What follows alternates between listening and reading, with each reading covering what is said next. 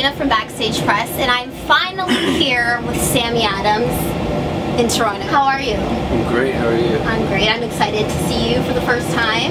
This is the first time? Yeah. Nice. So, you've been to Toronto before? Yeah, we played Opera House like a year and a half ago. It was crazy. I missed that, but I'm here now, so that's good. But tonight it'll be more crazy, so. I'm excited. So, you played at the Opera House, you're here at the Sound Academy, so you obviously know who Wiz Khalifa is, right? Of course. Wiz Khalifa's first headlining show was at the Sound Academy. He moved up to the Molson Amphitheater, so you're just on a great path, so I can't wait. So next time I interview you, hopefully we're going to be doing something bigger. I think we will. Absolutely. Canada right now. Yep. Yesterday's show was Boston, so it might be hard to compete because that's your hometown. Yeah, I mean it's like almost 3 times the size as the venue we played in Boston, which is good and bad because you know, when you do a small intimate venue for the place where you came from, tickets sell really fast and kids are very adamant and passionate about you know, coming to see you live. But yeah, of the pictures that my guys went and took of the place in here in Sound Academy, it looks fun. Crazy, so. It's kind of a two-part question. Who came out, like, out of friends and family, and also what was it like, you know, saying, okay, it's one thing to go on and be like, I'm going to do another show, but I'm going to do another show in Canada. Right. What was that like, just to like come so far in your career? It's great. You know, we've always sort of had like a weird crossover fan base that's sort of similar to like Boston and Chicago, like Toronto, which is really cool because we sort of have just started building in the last year a fan base in Montreal, and we did a show there at Osheaga Festival, and only like I don't know, probably 300, 400 people knew who we were, and like while I think Pretty Lights and Rat-a-Tat was on stage, so I was like I'm competitive, so I was nervous because like, these two bands are on stage, like well I'm doing my set too, and like 300 grew to 3,000, grew to 4,000, and like now we have a presence there, so I just think it's really cool that we can you know, come so far and that kids are so loyal to, you know, come so close to selling out a venue that's so far away from my hometown. Yeah, and then so who was at your hometown show last night? Everyone. I mean, my brother, all his boys, all the kids we grew up with, my mom, dad, uncle, like even neighbors of my parents whose kids are fans. And then like all my boys who I don't get to see that much, so it was really cool because like you have the whole crowd going nuts, and then you have your balcony of all your people, and so it's just like two of your favorite people, like fans, family, so it's like friends, family, friends. Obviously, like you know, my friends are at the bar just getting wasted and like having a blast because it's like it's cool for them because they knew me before I was making music, so it's so cool for them to see the venue and see like you know how you rock a crowd. So you know, more than anything, it was just such an all love concert last night, especially with all the stuff that you know happened in the last 2.5 weeks. So it was really just like nice to be home, good warm welcoming. Yeah, we were stoked. Sounds good. And also, did you get to see your goddaughter? Yes. Yes, and like I saw the video of her. She is the cutest girl ever.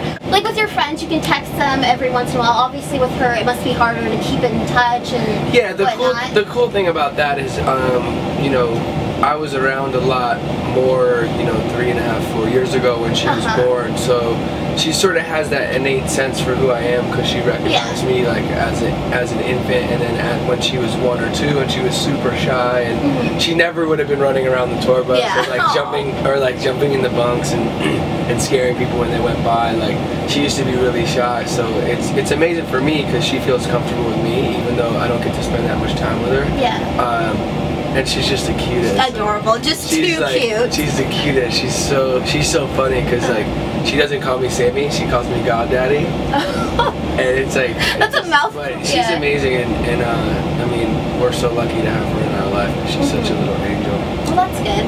And so not too long ago, I saw a video of you and Sam Pepper, and I made a joke, like honest to God, I was like, when I interview Sammy, I'd be like, why didn't you bring Sam to Canada? Why wasn't I there? You brought Sam to Canada. I did. That is amazing. I did, yeah. We met. It's actually funny how we met. I didn't know who he was. I think he knew a few of my songs, but didn't really know who I was either. I think. And there was like 4 kids standing outside the tour bus who looked like they didn't have tickets. So I just went outside and was like, yo, do you guys want tickets? Like, here's a bunch of passes. And he was like, oh, thanks, bro. So one of them was Sam? One of them was Sam. And then, outside the bus. And then they went in and had a blast, and like, you know, I think like a week later he called me and said, yo, could I come out on tour with you? And I was like, yeah, 100%. Dope. Because we just started making hilarious like vines back and forth and doing funny shit back and forth. So it was amazing because like we're very similar. We have a very similar fan base. Same name, maybe that's just like the connections. So it's dope. So he's been riding with us for the last like 5 shows, and it's just really cool, man. And I always love meeting new people, and it's so sort of odd to meet new people at this point in my career because you're sort of on the come up, and you never know who's like, really authentic about you know, actually being real and actually want to be your friend, or if someone just wants to tag along. But I mean, shit, he's more famous than me, so. YouTube star. He was like fixing the camera before we started. It's crazy though. Yeah. If you were sick or you had something important to do and you couldn't perform, who would you pick to fill in for you to be Sammy Adams to play your set, and why? Good one. Probably like Snoop Dogg. Snoop Dogg, that's amazing.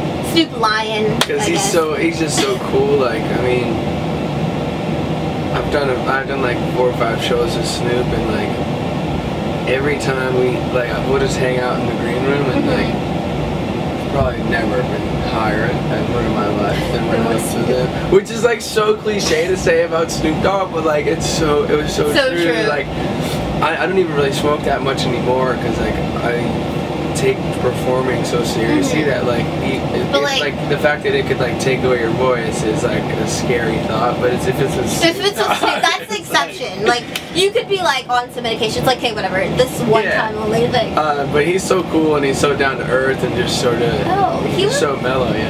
He would be a sick Sammy Adams. I'd like to see that, and since you know him, that might be actually realistic to do. Okay, and then we'll talk about your music for a bit. So Big Lights was on Glee, which is huge. Congratulations, it's amazing. So you just have that as a single. And I was shopping I think on Wednesday in the store. Like the whole time I was in the store, they played Only One and All Night Longer. So, and those are just like singles that aren't like on a CD. So since you're getting so much success with these songs, like do you just kind of want to wait it out, or do you think you need to like come out with an album like right after? Like what are your plans? I mean, I have a new single coming out pretty soon. This is actually in the process of getting mixed right now. Okay. Called LA Story with myself, Mike Posner, and Ryan Tedder from One Republic, who wrote it and produced it. Exciting. Yeah, so it's super cool, and like we've been hanging out with a lot of our like diehard fans. We'll like bring them on the bus and play them the record, and like last night these kids lost their fucking minds. So like it's just so cool to get that reaction on the record that you're going to be putting on next, because it's hard to pick a single. And then the album will follow up. The single will probably do somewhat of a re-release of All Night Longer, I think, with a feature, like another rapper on it. And then it'll be album time, so I'm definitely ready for that. Do you think you'll collaborate with t.mills? I already did. Yes. Oh, okay, I did see a video of you guys. So will he, I guess, be in your set tonight? Possibly. We sort of switch it up every night depending on what the set is, what the vibe is in the room.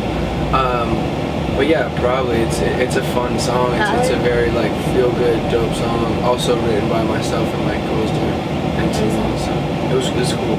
Well, you know what? You should, since you're like good with like t.mills and Mike Posner, you should have been on that Start from the Bottom remix. Oh, that was Asher Roth. That would have been perfect for you. You should maybe re-release that.